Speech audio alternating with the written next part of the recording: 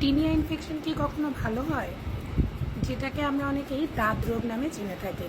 Hello everybody, this is me doctor Khadijatul cobra, কাজ করছি aesthetic dermatologist হিসেবে। Tinea infection বা যেটাকে আমরা রিং পাম্প বা দাঁত রোগ নামে চিনে থাকি, এই রোগটি কি আদৌ ভালো হয়?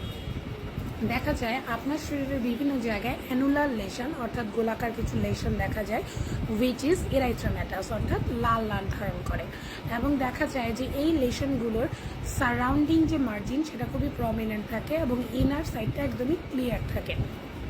দেখা যায় যে প্রথম দিকে ইচিং বা চুলকানি কমপ্লেন করে, শরীরের বিভিন্ন জায়গায় এই রোগটি হতে পারে এবং শরীরের কোন পার্টে এই রোগটি হচ্ছে তার অনুযায়ী কিন্তু এর নামকরণ বিভিন্ন রকমের হয়ে থাকে।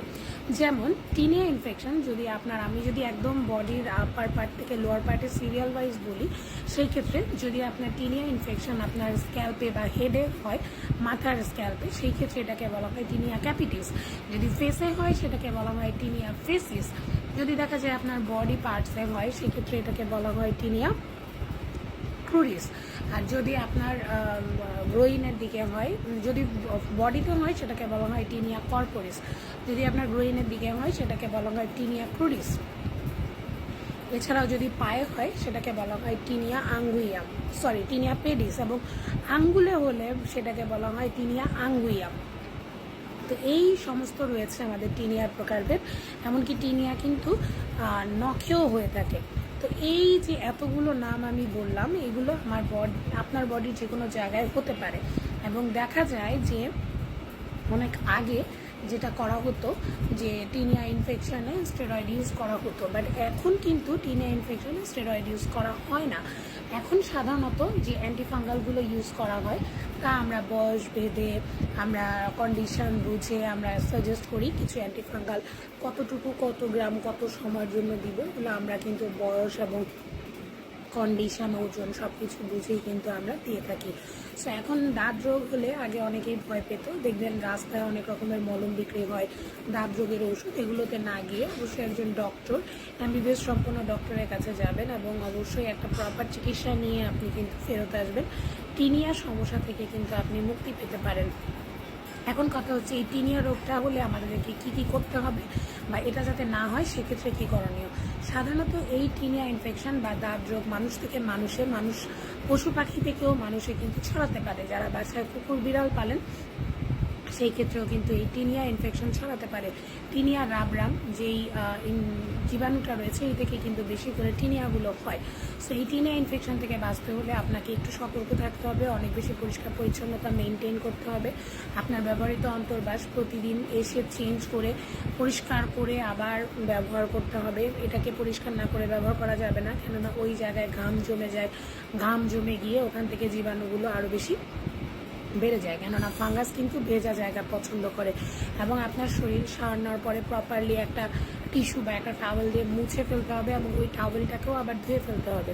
শরীরটাকে কখনো ভেজা রাখা যাবে না। যারা অনেক বেশি ঘেমে যান তাদের ক্ষেত্রে এই ঘাম দূর করার জন্য ডিওড্রেন্ট ইউজ করতে হবে, বা যাতে আপনি বেশি না ঘামান সেদিকে খেয়াল রাখতে হবে। আর যদি আপনার টিনিয়া হয়েও যায় সেক্ষেত্রে আপনাকে সুতি কাপড় পরিধান করতে হবে, ঘামানো যাবে না, প্রপারভাবে প্রপার ডোজে ডক্টরের পরামর্শ অনুযায়ী ওষুধ সেবন করতে হবে এবং কারোর সাথে কোনো কিছু শেয়ার করা যাবে না।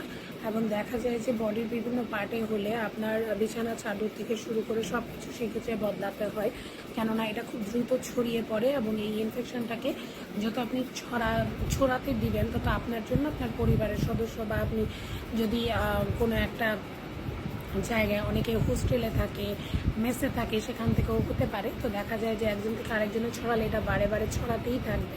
তাই এই সাইকেলটাকে বন্ধ করার জন্য কিন্তু প্রপার ট্রিটমেন্ট নিয়ে একটু আইসোলেশনে থেকে বা এই নিয়মগুলোকে কিন্তু মেনটেন করতে হবে। আরেকটা জিনিস হলো যে আপনারা যেটা অনেকেই করে থাকেন যে যখন টিনিয়া ইনফেকশন হলো অনেক বেশি ইচিং হয়, অনেক বেশি পরিমাণে এটাকে যখন আপনি চুলকাবেন তখন এইটার যে ইনফেকশনটা সেটা কিন্তু আরও স্প্রেড করে। এখন পেশেন্টরা এসে আমাদেরকে যেটা বলে যে ম্যাম, আমি যদি এটাকে না চুলকাই আমি তো সেই স্যাটিসফ্যাকশনটা পাই না। তো দেখা যায় যে আপনি যত চুলকাবেন তত কিন্তু আপনার এই প্রবলেমটা বাড়বে। সো আপনাকে কিন্তু চুলকানো যাবে না। এখন পেশেন্টরা যেটা বলে যে আমি তো না চুলকিয়ে থাকতে পারি না, আমার তো ভেতরে খুবই অস্বস্তিকর লাগে, বিকজ খুবই স্বাভাবিক, খুবই মারাত্মক পরিমাণে ইচিং হয়।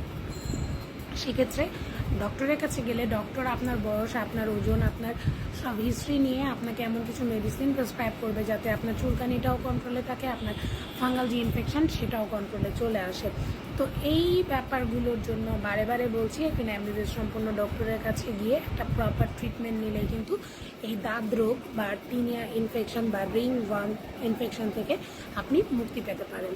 আজকে অনেকগুলো কথা বলে ফেললাম। সবাই ভালো থাকবেন, সুস্থ থাকবেন। আমাকে ফেসবুক, ইউটিউব, টিকটক কোনো জায়গায় ফলো করতে কিন্তু ভুলবেন না, এবং স্কিন রিলেটেড যে কোনো সমস্যার জন্য কিন্তু আমাকে আপনারা নক করতে পারেন, skin medicine related any problem.